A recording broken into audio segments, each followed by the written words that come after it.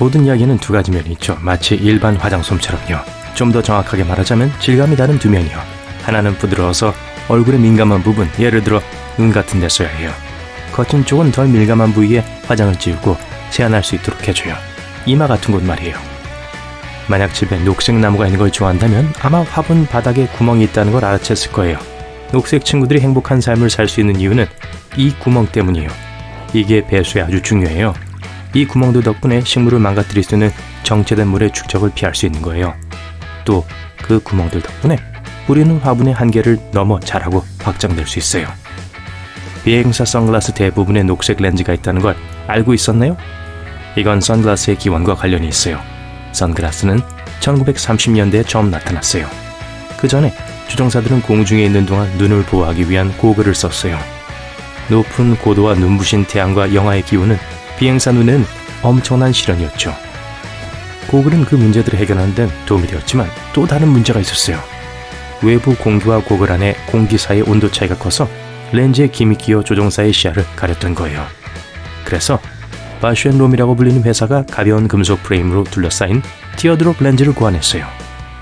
이 렌즈가 짙은 녹색이었는데 조종사들이 구름선 위로 비행할 때 문제가 되었던 푸른 빛을 이 색이 차단했기 때문이에요. 게다가 녹색 렌즈는 눈부심을 줄이고 대비와 선명도를 향상시켜줘요. 운동화 옆쪽의 구멍들, 그게 정말 필요한가요? 그건 발이 시원하게 있을 수 있도록 신발 안으로 공기가 들어가도록 해주는 거예요.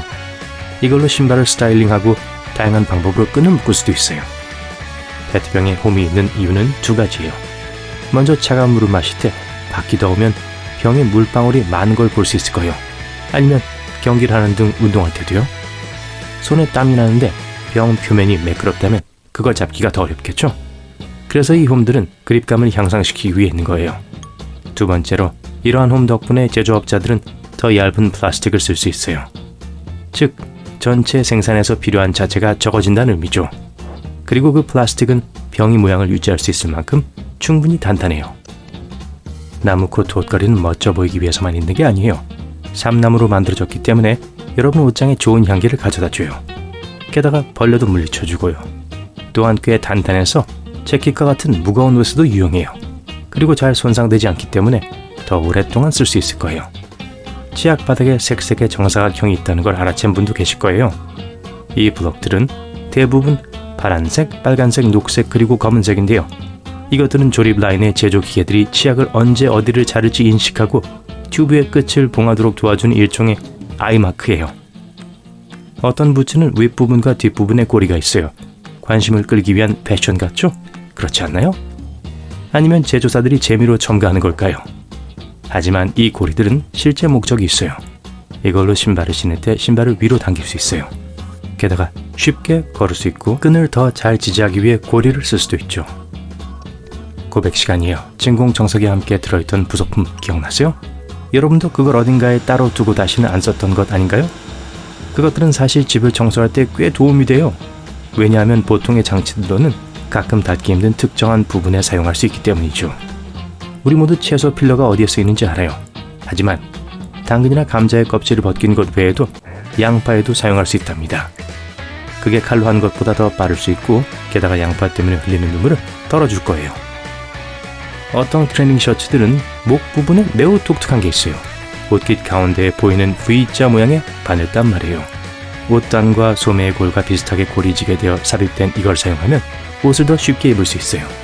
그리고 심지어 모양도 망가지지 않죠. V자 골은 늘어나서 스웨터를 입는 사람이 목을 넣을 수 있게 해줘요.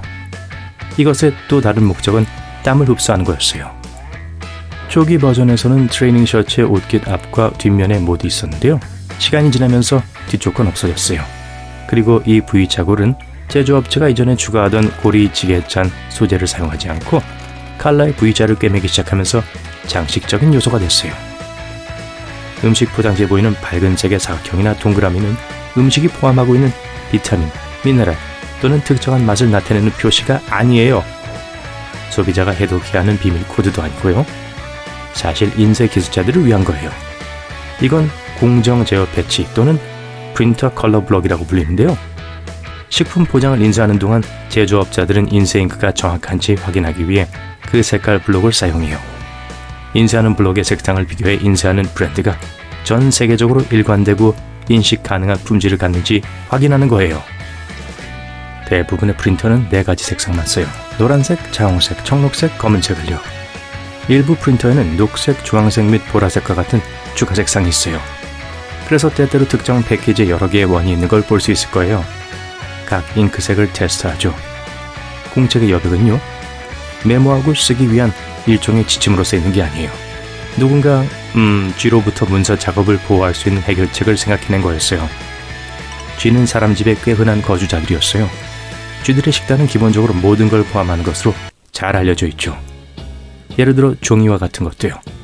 그래서 사람들은 쥐가 배불리 먹을 수 있게 해줄 일종의 에피타이저로 넓은 여백을 추가하기 시작했어요.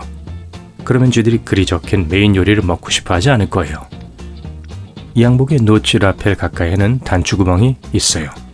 제조업자들은 그걸 양복을 망가뜨리지 않고는 열 수가 없게 봉제해둬요. 그리고 다른 옷깃과 비교해보면 그 한 옷깃은 아무런 실마리도 없이 완전히 매끄럽다는 걸 알 수 있어요. 양복 재킷에서만 이렇게 짝이 없는 단추구멍이 있는 걸 볼 수 있는 건 아니에요. 캠프용 셔츠, 피코트, 다른 옷 부분에도 이게 있어요. 그리고 이건 옷깃의 역사와 관련이 있어요. 제일 초기의 것들은 19세기 초에 나타났어요. 이전에는 남자들은 대부분 컬러가 높은 옷을 입었어요. 맨 위까지 단추를 채웠겠죠. 더운 날 동안 단추 스탠스를 내리고 옷깃을 접고 윗단추를 잠그지 않은 채로 두곤 했어요. 이렇게 더위를 식히면 접힌 부분은 가슴에서 대칭이 되었을 거예요. 그리고 오늘날 우리는 그걸 옷깃으로 알고 있죠. 사람들은 옷깃을 생각해낸 후 공식적인 행사가 아닌 한 단추구멍 사용을 중단했어요. 예를 들어 거기에 꽃을 꽂을 때는 말고요. 그래서 양복 제작자들이 그걸 패션적인 특징으로 남겨둔 거예요. 티백, 이게 뭘 위한 건지는 꽤 쉽게 추측할 수 있지만 신발을 하루 종일 신고 난 후 발에서 냄새가 난다면 유용할 수 있어요. 티백을 물론 안 쓴 걸로요. 신발에 밤 동안 넣어두세요. 여러분이 깨어날 때쯤이면 티백이 원치 않았던 냄새를 효과적으로 흡수했을 거예요. 바인더 클립도 기본적인 용도 외에도 유용한 목적이 있을 수 있어요. 돈을 집어 함께 보관할 수 있어요. 종이 클립도 마찬가지예요. 만약 여러분이 제일 좋아하는 팔찌가 부러졌고 그걸 고정할 방법을 찾고 있다면 클립이 도움이 될 거예요. 그걸 팔찌의 양 끝에 하나씩 꽂고 잘 연결해 주기만 하면 팔찌는 준비된 거예요.